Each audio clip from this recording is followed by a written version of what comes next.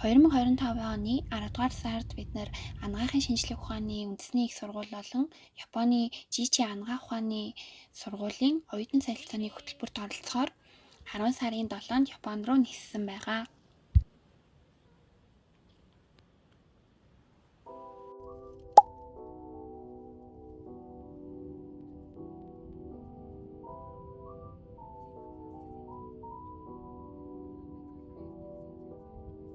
За ингээд бид нэр Токиогоос Наритагийн онгоцны буудлаас явсаар агаад Жичигийн анагаах ухааны сургууль дээрээ кампус дээрээ хүрэлцэн ирсэн байгаа.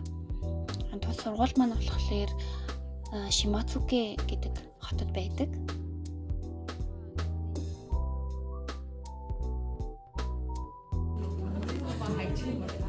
Hello. Гадаа цаг агаар маш гоё байна. Би тэгэхэд Жичигийн оюутны доорм юм уу? Эндээ ирээд өрөөнийхөө дэлгүүрийг юмнуудыг аваад тэгээ орох гэж байна. Гадаа маань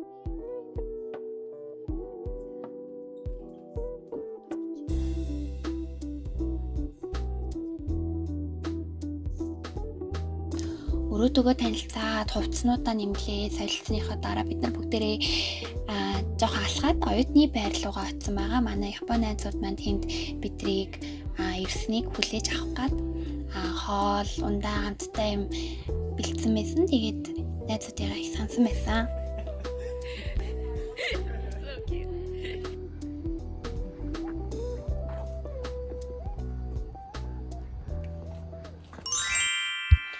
За ингээд манай оюутан солилцооны эхний өдөр маань бол бид нар яг боловсрол болон судалгааны төвтэй танилцаад нейрофизиологийн лаборатори за тэгээ нейросайенсыг хийгдэж байгаа судалгаануудтай танилцсан.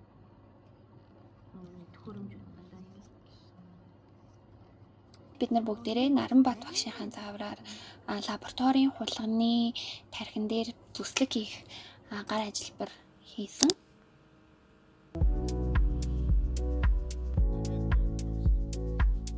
Дараа нь бид нар олон микроскопуудтай танилцаад тухайн лабораторитойгоо бүгдэндээ танилцсныхаа дараа өдрийн цагаа уугаар сургуулийнхаа кафетериад очсон.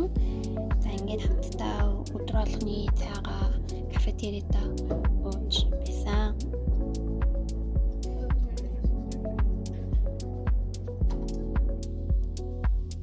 Энэ их сургуулийн имлэгэндээ их сургууль нэгж шүү дээ.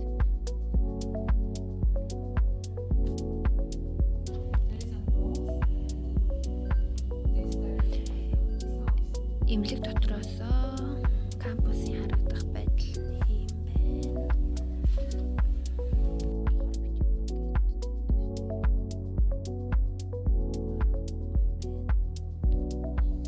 За энэ бол оюутнуудын хит сууж хичээлээ хийдэг номын сан байгаа. За маш олон төрлийн номтой анагаахын шинжлэх ухааны бүхий л төрлийн ном, сурах бичиг, тойл бичиг зэрэг олон мэдээллүүдийг багтаасан. Тэгээд айгүй олон оюутнууд сууж хичээлээ хийж исэн.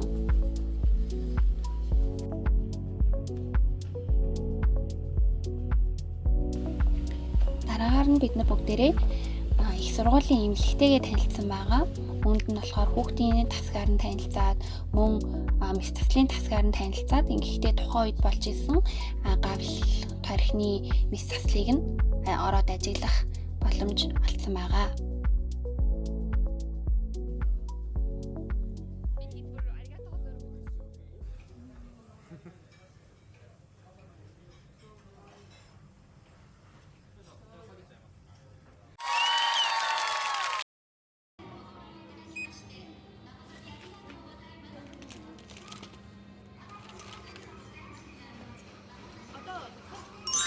За ингээ 2 дахь өдрийн өглөө бид нар бүгдээрээ өглөө босоод сургуулийнхаа хоолны газар цайгаа уучгаад их сургуулийнхаа кислогийн тэнхим рүү танилцахаар явсан байгаа.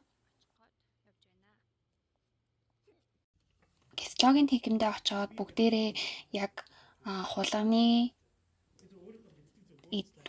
тархины идүүд болон бөөрийн идүүд кислогийн бэлтгэлүүдийг харж микроскоптой ажиллах дадлага хийсэн. Wow!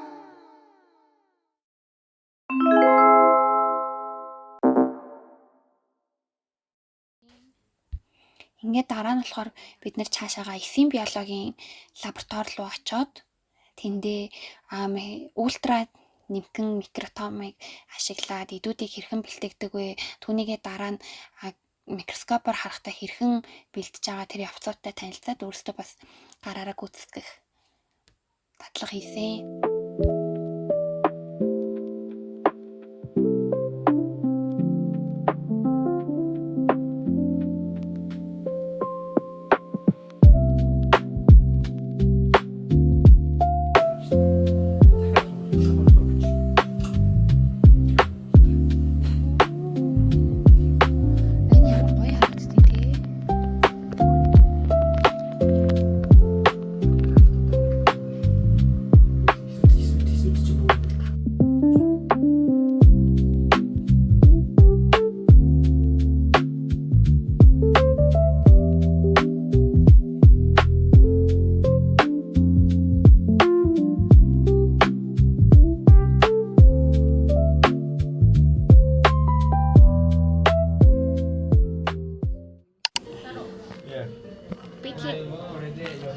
Бид одоо юу гэж байна? Хоолныхоо рамны газрын гадаа үүдэнд нь хүлээгээд зүйлж байна. Хоолоо. ごしももらってる。ご飯。うん。いただきます。多分大丈夫。半チャーハンがここに来たら大丈夫ですね。ありがとうございます。すみません。はい。いただきます。いただきます。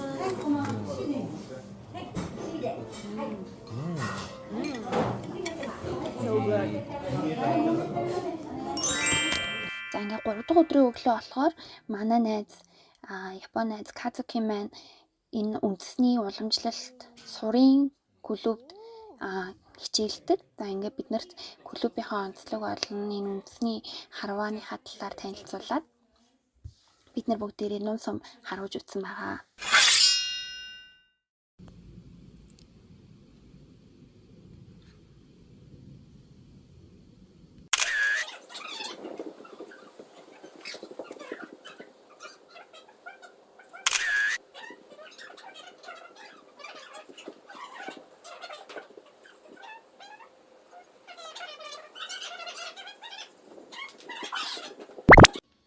Тэгээд өдөр болоход бид нэр жижиг анагаах ухааны сургуульд докторийн зэрэгээ хамгаалахаар суралцж байгаа эмч багш нартайгаа хамт дараагийн фестивальтаа бэлдэж Монгол гэрээ барьсан.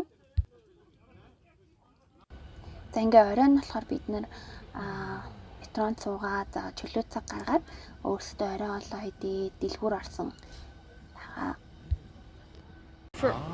First floor? First floor. Oh, Anya!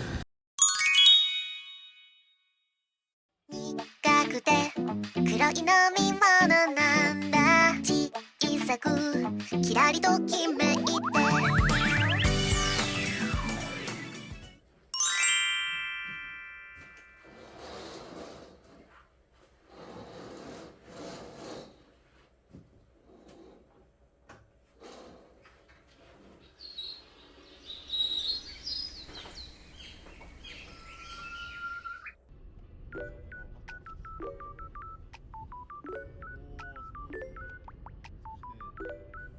4 дахь өдрийн өглөө бид нэр кампусаасаа гараад за ойрхон байдаг Yellow гэдэг нэртэй газар анимдэр гардаг Японы хамгийн бас алдартай чамин хоолнуудын нэг болох омлет итгэхээр явсан.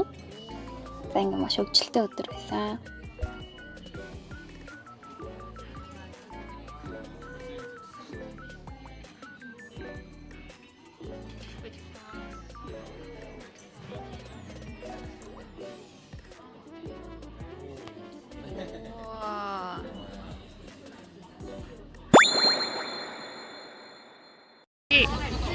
За бид хэд фестивал дээр ирсэн явж байна.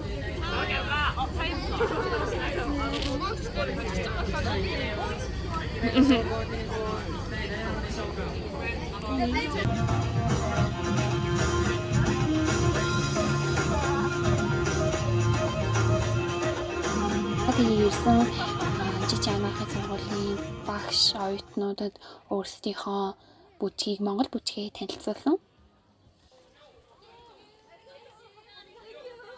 Энэ өдөр маань маш хөгжилтэй, хөөрхөн Японы соёл болон уламжлалтай танилцаад хөөрхөн оюутнуудтай танилцах боломж гарсан.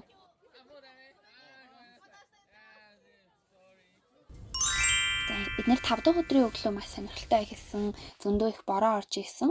За тэгээд бид нэр өөрсдийн кампусаас гараад ойрхон одоо зэрэгэлдээ байдаг Ника хот руу очсон. Энэ хот маань болохоор маш байгалийн үзэсгэлэнгээрээ олон нийтэд алдартай юм хот байсан. За энд болохоор яг ЮНЕСКОд бүртгэлтэй дэлхийн соёлын өвөөр бүртгэгдсэн тийм алдартай сүм байдаг юм билээ. За ингээд бид нэр болохоор тэр сүмд очоод яг энэ Японы үндэсний одоо өмнөх 200 гаруй жилийн түүхтэй танилцаад музей үзээд явсан байгаа.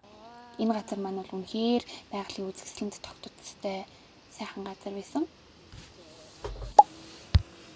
Ингээд бид нар бүгдээ орой олоо идчихээ доорм руугаа буцаад. За үүний дараа болохоор манай Японы найзууд маань биднэрт бүгдэнд нь явахыг маань төхүүлж байгаа болохоор бэлэг өгсөн. За ингээд манай багш маань бүгдэнд нь өөрийнхөө гоё үгийг бичээд гарын үсгээ зураад дурсгал болгосон. За ингээд 6 дахь өдрийн өглөө бид нар бүгдээрээ эрт босоод Токио руу явсан байгаа. За Токиод очоод бид нар өөрөөсөө манай найзууд маань дагуулаад Токиог танилцуулаад за тэгээд өөрсдөө хоол идээд сонирхолтой газруудаар явж үзсэн.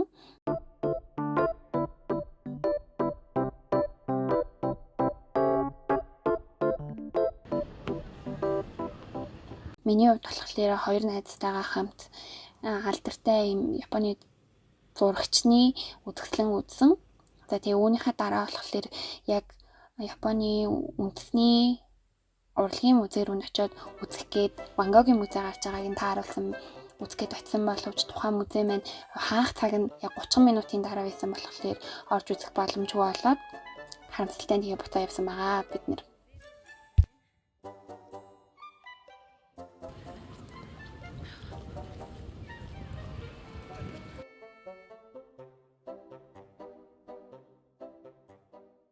За ингээд буцаад бид нар бүгдээрээ цуглаад Токиогийн Диснейленд руу хамтдаа орсон.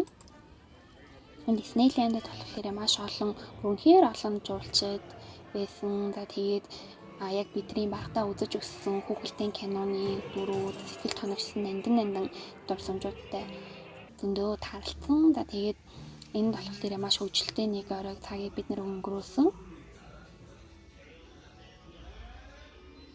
Токиогийн Диснейлендаа бид нэр тоглоомоо тоглоод хөгжилтэй байцгаад бүгдээрээ хотел руугаа явсан. За ингээд бүгдэнд нь салах яс хийгээд Японы найзуудаа Япон оронд баяртай гэж хэлээд бидний оюутан солилцооны 7 хоног маань ингээ өндөрлсөн байгаа.